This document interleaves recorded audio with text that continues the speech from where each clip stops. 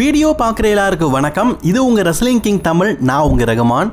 Roman ரெயின்ஸோடைய ஷெடியூலை release பண்ணியிருக்கிறாங்க. Saturday night main ஈவெண்ட்டில் Roman இருப்பாரா? ராண்டி ஆர்டன் வரதற்கான டேட்டை WWE அஃபிஷியலி கன்ஃபார்ம் பண்ணிட்டாங்க. இது மட்டும் இல்லாமல் இன்னும் ஒரு சில ரெஸ்லிங் செய்திகள், அப்டேட் இதெல்லாம் பற்றி தான் இன்றைக்கி வீடியோவாக பார்க்க போகிறோம்.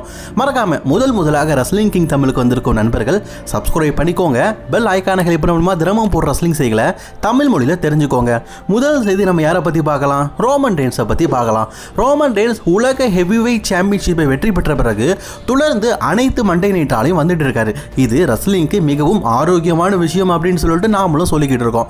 ரோமன் ரெயின்ஸ் இப்போ ஜூலை மந்த் பார்த்தீங்கன்னா முழுக்க நிறைய ஷெடியூலை பார்த்தீங்கன்னா கேன்சல் பண்ணியிருக்காரு அப்படிங்கிறத சொல்லியிருந்தாங்க. அது மட்டும் இல்லாமல் ஜூன் மந்த்தும் அவருடைய ஷெடியூலை கேன்சல் பண்ணியிருந்தாங்க அப்படிங்கிற மாதிரி சொல்லியிருந்தாங்க. ரோமன் ரெயின்ஸ் ஆல்ரெடி கொடுத்த மாதிரி மே மந்த் முழுக்க எல்லா ஷோக்கும் வருவார். இந்த மே மந்தில் WWE பார்த்தீங்கன்னா backlash, Saturday night main event மற்றும் கடைசியாக கிளாஸ் இன் இட்டாலி, இந்த 3 பேப்படி நடத்துகிறாங்க. இதில் ஆல்ரெடி பேக்லாஷில் வந்துட்டார். இனி வரும் காலங்களில் பார்த்தீங்கன்னா இட்டாலிக்கும் வர போகிறாரு. எல்லா விதமான ராக்கும் வராரு. சரி, இப்போ சாட்டர்டே நைட் மெயின் ஈவெண்ட்டுக்கு வருவாரா?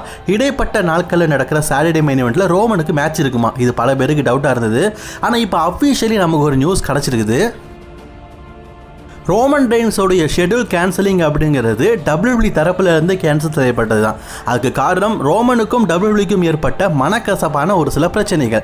சம்பளத்தை ஒழுங்காக கொடுக்க மாட்டேங்கிறாங்க. அதனால் ரோமன் ரெயின்ஸ் அதிகாரப்பூர்வமாக இதுக்கு முன்னாடி கன்ஃபார்ம் பண்ண எழுத ஷெடியூலுக்கு நான் வரமாட்டேன், நான் பார்ட் டைமர் தானே, பார்ட் டைமருக்கு ஏற்ற மாதிரி வரேன், நீங்களாம் ஒழுங்காக சம்பளம் தர மாட்டீங்களே அப்படின்னு சொல்லிட்டாங்க. பட் இருந்தாலும் பேச்சுவார்த்தை கொஞ்சம் மும்மனாக போய் ரோமன் ரெயின்ஸ் கிட்ட ஷெடியூல் கேட்டு ரோமன் ரெயின்ஸும் ஒரு சில ஷெடியூல்ஸை பார்த்தீங்கன்னா ஓகே இந்த நாளைக்கு நான் வருவேன் அப்படின்னு சொல்லிட்டு சொல்லியிருக்கிறாரு. அந்த வகையில் பார்த்தீங்கன்னா ஜூன் மந்த்தும் ஒரு சில ஷெடியூலுக்கு அவர் ஓகே சொன்னதுனால சாட்டர்டே நைட் மெயின் ஈவெண்ட்டுக்கு வரமாட்டாராம். ஆக்சுவலி சில செய்திகள் என்ன சொல்லப்படுதுன்னா சாட்டர்டே மெயின் ஈவெண்ட்டுக்கு ரோமனை அட்வர்டைஸ் பண்ணியிருந்தாங்க. ஆனால் இப்போ அது வேண்டாம் அப்படின்னு முடிவு பண்ணிட்டாங்க. ஏன்னா அது சாதாரண ஒரு ஷோ தானே. WWE பார்த்தீங்கன்னா இப்போ அஃபிஷியலி ஜூன் மந்த்து 3 ஷெடியூலை ரோமன் ரெயின்ஸ்க்காக கொடுத்துருக்குறாங்க. ஜூன் 1ஆம் தேதி, 15ஆம் தேதி, 23ஆம் தேதி. ஸோ தொடர்ந்து ஜூன் மாதம் ஷெடியூல் வரதுனால ஜூன் மாதம் நடக்க போகிற நைட் ஆஃப் சாம்பியன் பேப்பருக்கும் அவர் வரமாட்டார் அப்படிங்கிற மாதிரி சொல்லப்பட்டிருக்குது. நைட் ஆஃப் சாம்பியன் சவுதி அரேபியாவில் நடக்குது. பொதுவாகவே நைட் ஆஃப் சாம்பியனோட ரூல்ஸ் என்னென்னா எல்லா விதமான சாம்பியன்ஸும் பங்கேற்கணும். ஆனால் ட்ரிபிள் எச் வந்ததுக்கப்புறமா தான் கிங் அண்ட் குயினுக்கான டோர்னமெண்ட் தான் நைட் ஆஃப் சாம்பியன் அப்படிங்கிற மாதிரி மாற்றிட்டார்ல. அதனால் பார்த்தீங்கன்னா ரோமன் ரெயின்ஸ் வரதுக்கு வாய்ப்பு இல்லை. ரோமன் ரெயின்ஸ் இந்த நைட் ஆஃப் சாம்பியன் பேப்பருக்கு மட்டும் இல்லை, சாட்டர்டே நைட் மெயின் ஈவெண்ட்டுக்கும் வரமாட்டார் அப்படிங்கிற மாதிரி சொல்லப்பட்டிருக்குது. ரோமன் ரெயின்ஸோடைய ஷெடியூல் பார்த்தீங்கன்னா ஜூன் மந்த்தும் ஜூலை மந்த்தும் WWE கேட்டு வாங்கினதுனால தான் சில நாட்கள் ரோமன் ரெயின்ஸ் வரமாட்டேன் அப்படின்னு சொல்லிட்டு ஷெடியூல் கொடுத்துருக்காரு. சரி, ஓகே தான். ஏன்னா இப்போ சாட்டர்டே மெயின் ஈவெண்ட்டை பொறுத்த வரைக்கும் WWE பார்த்தீங்கன்னா ஏதாவது சமாளிச்சிருவாங்க. அதுக்கு ரோமன் இருக்கணும் அப்படிங்கிறது அவசியம் இல்லை. அதே மாதிரி தொடர்ந்து ரோமன் ரெயின்ஸ் பார்த்தீங்கன்னா 2 பேப்பரில் பங்கேற்றுட்டாரு. நைட் ஆஃப் சாம்பியனில் அவர் இல்லாட்டாலும் ஓகே தான். ஏன்னா king and queen of the ரிங்குக்கான டோர்னமெண்ட் அது கொஞ்சம் இன்ட்ரெஸ்டிங்காக போகும். ரோமன் ரெயின்ஸ்க்கும் கொஞ்சம் கேப் கொடுத்த மாதிரி இருக்கும். அது ஓகே தான். பட் ஆனால் ஜூன் மந்த்து ரோமன் ரெயின்ஸ் வராரு. அப்போது அதில் யாரு கூட ஃபியூட் போவார்? மேபி WWE பார்த்தீங்கன்னா இந்த நைட் ஆஃப் சாம்பியனில் ரோமனுக்கு மேட்ச் வைக்கிறத மேபி அந்த இடைப்பட்ட நாட்களில் அட்வர்டைஸ் பண்ணியிருக்காங்கல்ல, அதில் மேபி மேட்சை கன்ஃபார்ம் பண்ணதுக்கான வாய்ப்புகள் அதிகமாக இருக்குது. தற்போதைக்கு ரோமன் ரெயின்ஸை பற்றின ஹாட் டாப்பிக்கான விஷயம், ரோமன் ரெயின்ஸ் WWEல அப்கமிங்கில் நிறைய ஷோஸுக்கு வராருன்னு. ஸோ இது கண்டிப்பாக உங்களுக்கு சந்தோஷமான விஷயமா இருக்கும். ஏன்னா இந்த மே மந்த்துக்கு அப்புறம் ரோமன் ரெயின்ஸ் ஜூன் மந்த் வரமாட்டேன் அப்படின்னு சொல்லியிருந்தாரு. இப்போது 3 ஷோ பார்த்தீங்கன்னா அட்வர்டைஸ் பண்ணியிருக்கிறாங்க ஜூன் மந்த். அதே மாதிரி ஜூலை மந்த் 2 ஷோ அட்வர்டைஸ் பண்ணியிருக்கிறாங்க. ஆகஸ்ட் மந்த் கண்டிப்பாக சம்மர்ஸ்லாம் நடக்கும். அதில் எப்படிப்பட்ட அட்வர்டைஸ்மெண்ட் எல்லாம் கொடுக்குறாங்க அப்படிங்கிறத வெயிட் பண்ணி பார்க்கலாம். மேக்ஸின் டூர்பி முன்னாள் இன்டர் கான்டினென்டல் சாம்பியன். இவங்களை நிறைய பேருக்கு காமெடி பேஸாக தான் தெரியும். பட் ஆனால் இவங்களை WWE பார்த்தீங்கன்னா NXTல ஒரு நல்ல கேரக்டரை தான் பில்டப் பண்ணாங்க. ஆக்சுவலி இவங்களோட கேரக்டர் அப்படிங்கிறது மல்டிபிள் டைம் கேரக்டர் தாங்க. ஏன்னா இதுக்கு முன்னாடி இவங்க மேக்ஸின் டூர்பியாக இருக்கும்போது காமெடி பீஸாக இருந்தாங்க. மேக்ஸிகம் மேட் மேடல் அந்த டீமில் பார்த்தீங்கன்னா ஒரு டெரரான ஒரு பீஸாக இருந்தாங்க. இப்போது இவங்களை விஷன் டீமில் கோர்த்து விடுறதுக்கு WWE பார்த்தீங்கன்னா ஒரு பிளான் போட்டுட்ருக்காங்க. இந்த வாரம் நடந்து முடிஞ்ச மண்டே நைட்டால் விஷன் டீம் காரில் கிளம்பும்போது ஆஸ்டின் தேரி காரில் ஏறும்போது காருக்கு டோருக்குள்ளே நம்ம மேக்ஸின் டூர்பி இருக்கிறத காட்டியிருப்பாங்க. ஆல்ரெடி மேக்ஸின் டூர்பி கிட்ட சில நாட்களுக்கு முன்னாடி பார்லிமெண்ட் பேசுகிற மாதிரி காட்டியிருப்பாங்க. இப்போது மேக்ஸின் டூர்பி காருக்குள்ளே இருக்கிற மாதிரி காட்டியிருக்கிறாங்க. இப்போ விஷன் டீமில் ஒரு பெண் ரெசரை சேர்க்கறதுக்காக WWE பண்ணியிருக்கிறாங்களா அப்படின்னு தெரியல. மேக்ஸின் டூர்பி உண்மையிலேயே ஒரு திறமை வாய்ந்த மல்யுத்த வீரருக்கு தான். அவங்கள ஆல்ஃபா அகாடமியில் போட்டு தான் WWE பார்த்தீங்கன்னா காமெடி பீஸ் ஆகினாங்க. இதுக்கு முன்னாடி மேக்ஸின் டூர்பி பார்த்தீங்கன்னா மேக்ஸிமம் மேல் மாடல் அப்படிங்கிற டீமை ஃபார்ம் பண்ணாங்கல்ல, அப்போ கூட அவங்களோட கேரக்டர் டெரராக இருந்தது. NXTலையும் அவங்களோட கேரக்டர் ரொம்பவே நல்லா இருந்தது, எனக்கு ரொம்பவே பிடிச்சிருந்தது. மேன்ட்ராக்ஸர் வந்ததுக்கப்புறம் தான் காமெடி பீஸ் ஆனாங்க. இப்போ மேக்ஸின் டூர்பிக்கு ஒரு வாய்ப்பு கொடுத்து விஷன் டீமில் சேர்க்குற மாதிரி காட்டுறாங்க. பட் ஆனால் பால் ஹேமன் இருக்கிற இடத்துல ஒரு பெண் ரெஸ்லரை சேர்த்துக்குவாங்களா? இது உண்மையிலேயே கேள்விக்குறியாக தான் இருக்குது. ஏன்னா பால் ஹேமன் இதுக்கு முன்னாடி எல்லா விதமான ஆண் ரெஸ்லருக்கும் தான் பணியாய்ச்சிருக்காரு, பெண் ரெஸ்லருக்கு பணியாய்ச்சதில்லை. முதலாக மேக்ஸின் டூர்பி பணியாய்ச்சினால் எப்படி இருக்கும்? உங்களோட கருத்துக்களை கமெண்ட் பண்ணிக்கோங்க. அடுத்த செய்தி ராண்டி ஆட்டனை பற்றி தான் நம்ம பார்க்க போகிறோம். ராண்டி ஆட்டன் கடைசியாக WWE பார்த்தீங்கன்னா ரசல்மனியாவில் பங்கெடுத்தார். ரசல்மனியாவுக்கு முன்னாடி ஃபிட்னஸ் செக்கப்பில் ராண்டி ஆட்டன் சொல்லியிருப்பார், எனக்கு முதுகு வலிக்கு கழுத்து வலிக்குது, என்னால் ஒழுங்காக சண்டை போட முடியல அப்படின்னு.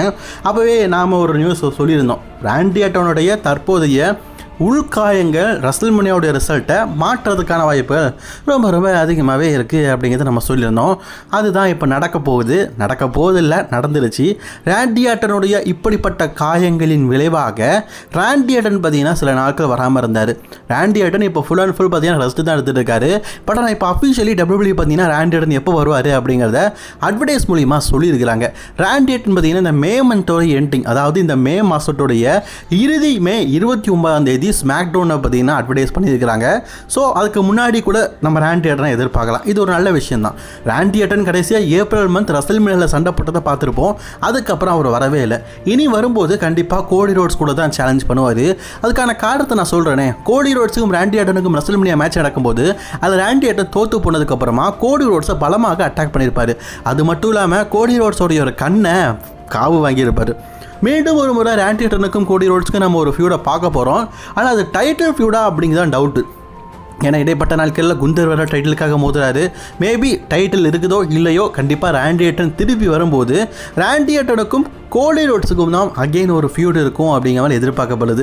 WWE மேபி இதை சம்மர் ஸ்லாமுக்கு பில்ட் பண்ணுறாங்களான்னு தெரில. ஏன்னா கோடி ரோட்ஸ் சம்மர் ஸ்லாமில் பார்த்தீங்கன்னா இப்போ ஓபா ஃபெமி கூட தான் மேட்ச் விளையாடுன்னு சொல்லப்பட்டிருக்குது. பட் ஆனால் ராண்டி ஆட்டனுக்கும் கோடி ரோட்ஸ்க்குமான ஸ்டோரி லைன் இன்னும் நிலுவையில் தானே இருக்குது. இதை ஃபில் பண்ணி மேபி WWE பார்த்தீங்கன்னா அதை சம்மர் ஸ்லாமில் நடத்தலாம்னு சொல்லி பிளான் பண்ணுறாங்களான்னு தெரில. நடந்தால் எப்படி இருக்கும் ரசல்மனியாவோட மேட்ச் சம்மர் ஸ்லாமில் ரீமேட்ச் எப்படி இருக்கும்? உங்களோட கருத்துக்களை மறக்காமல் கமெண்ட் பண்ணிக்கோங்க. அண்ட் ராண்டி ஆட்டனுடைய ஃபேன்ஸ்க்கு இது ஒரு தித்திப்பான செய்தியாக இருக்கும். ஏன்னா ராண்டி ஆட்டனை பற்றி எந்த விதமான அப்டேட்டும் இல்லாமல் எல்லாருமே கொஞ்சம் காஞ்சி போய் தான் இருந்தாங்க. ஸோ அவங்களுக்கு இந்த அப்டேட் உண்மையிலேயே ஒரு சந்தோஷமான அப்டேட் தான் இருக்கும்னு நினைக்கிறேன். WWE சமீபத்தில் ரிலீஸ் செய்யப்பட்ட ஒயட் 6 இருக்க எல்லாருமே ரிலீஸ் பண்ண உடனே அவங்கள்ட்ட இருக்கிற கார்பரேட்டர் நேமை எல்லாத்தையுமே பிடிங்கிட்டாங்க. அதாவது எரிக் ரோவனாக இருக்கட்டும், ஹங்கிள் ஹவுடியாக இருக்கட்டும், போ டாலஸ், இப்படி அவங்களுடைய ஒரிஜினல் பேரை, ரசலிங் கெரியருடைய ஒரிஜினல் பேரை மொத்தமாக WWE வாங்கிட்டாங்க. இதுக்கப்புறமா அவங்க அதர் ரசலிங் கம்பெனிக்கு போகும்போது அவங்களுக்குன்னு சொல்லிட்டு புது கேரக்டர், புது நேமில் தான் போக முடியும். குறிப்பாக இந்த ஹங்கிள் ஹவுடி அப்படிங்கிற கேரக்டரை யூஸ் பண்ண முடியாது WWE கார்பரேட்டு. ஸோ அதை பிடிங்கிட்டாங்க. இப்போ இவங்க எல்லாருமே அனுப்பி விட்டுட்டாங்க. அவங்க அது ரெஸ்லிங் கம்பெனியில் சண்டை போட்டாலும் புது முகத்தில் தான் சண்டை போடணும். கரெக்ட் தானே? இவங்க 5 பேரும் WWE விட்டு போனாலும் நாங்கள் வெளியில் போகும்போது கூட ஒன்றா தான் இருப்போம் அப்படிங்கிறத சமீபத்தில் சொல்லியிருந்தாங்க. அதன் அடிப்படையில் இப்போ அஃபீஷியலி பார்த்தீங்கன்னா இவங்களுடைய அப்கமிங் ஷோஸ் எப்போ அப்படிங்கிறத பற்றி இவங்க சொல்லியிருக்கிறாங்க. சின்ன இண்டிபெண்டன்ட் ரெஸ்லிங் கம்பெனியில் இப்போதைக்கு கான்ட்ராக்ட் சைன் பண்ணியிருக்கிறாங்க. அந்த வகையில் பார்த்தீங்கன்னா ஆகஸ்ட் மாதம் மற்றும் ஜூலை 31 பார்த்தீங்கன்னா ஒரு இண்டிபெண்டன்ட் ஷோ நடக்குது. இவங்க 5 பேரும் பங்கேற்கிறாங்க. போட்டாலஸை பார்த்தீங்களா, நார்மலான போட்டாலஸாக பங்கேற்கிறாரு. அதாவது ஹங்கிள் ஹவுடியா ஒரு WWE பணியாச்சிருந்தாலும் WWE விட்டு போனதுக்கப்புறமா அந்த ஹங்கிள் ஹவுடி அப்படிங்கிற கேரக்டர் யூஸ் பண்ண முடியாதுல்ல, அதனால தான் நார்மல் கேரக்டர் இருக்காரு. எனக்கு எரிக் ரோவனை பார்க்கும்போதெல்லாம் ஏதோ ஒரு மிஸ்ஸிங் தோணுதுங்க. ஏன்னா இவர் வந்து பிரே ஒயிட்னால WWEக்கு வந்தார். அதுக்கப்புறமா பார்த்தீங்கன்னா பிரஞ்சன் பிரதர்ஸாக மாறினாங்க. அதுக்கப்புறம் டேனியல் பிரைன் கூட சேர்ந்தார். அதுக்கப்புறமா பார்த்தீங்கன்னா இவங்க சொல்லிட்டு ஒரு தனி கேரக்டர், ரோமன் ரெயின்ஸ் ஒரு மிஸ்டரி அட்டாக்னு சொல்லிட்டு எக்கச்சக்க கதைகள் இவருக்காக வழங்கப்பட்டது. அனைத்துமே ஃபெயிலியர் ஆகி ஒரு ஃபெயிலியர் மேனாக பார்த்தீங்கன்னா எரிக் ரோவன் ஆகிட்டார். எரிக் ரோவனை பார்க்கும்போதுலாம் எனக்கு ஏதோ ஒரு மிஸ்ஸிங்கான தோஷம் தான். அதுவும் இவர் பார்த்தீங்கன்னா ஃப்யூச்சரில் ஒரு பெரிய ரெஸ்லர் ஆக்கணும்னு சொல்லிட்டு வின்ஸ் மேக்மேன் அந்த டைம்லேயே பார்த்தீங்கன்னா இவருக்கு ஒரு மிஸ்ட்ரியான ஒரு பாக்ஸை கொடுத்து அந்த பாக்ஸுக்குள்ளே ஒரு கொடிய விலங்கு இருக்குது அப்படிங்கிற மாதிரிலாம் ஃபியூடெல்லாம் கிளப்பி விட்டாங்க. அப்படிப்பட்ட மனிதன் பாருங்களேன், எத்தனை முறை WWE ரிலீஸ் பண்ணப்பட்டிருக்காரு, 3 தடவை ரிலீஸ் பண்ணப்பட்டிருக்காரு. இதுக்கப்புறம் இவர் WWEக்கு வருவார்னு நினைக்கிறீங்க? வரதுக்கு வாய்ப்பும் இல்லை. அதுக்கான கதவுகள் ஓப்பன் ஆகிறதுக்கும் வாய்ப்பே இல்லை அப்படிங்கிற மாதிரி ஆயிடுச்சு. எரிக் ரோவன் கடைசியில் ஒரு ரெஸ்லிங் கேரியர் ஒரு ஃபெயிலியரான ரெஸ்லிங் கேரியர் ஆயிடுச்சு. இப்போ பாருங்கள், பழையபடி இண்டிபெண்டன்ட் ரெஸ்லிங் கம்பெனியில் தேடிக்கிட்டு இருக்காரு, ஏதாவது வாய்ப்பு கிடைக்குமான்னு. இவர் மட்டும் இல்லை, ஒயிட் 6 இருக்கிற எல்லாருமே பார்த்தீங்கன்னா சபிக்கப்பட்டவங்களாக மாறிட்டாங்க. பார்த்தீங்களா? பார்க்கவே பரிதாபமாக இருக்குல்ல.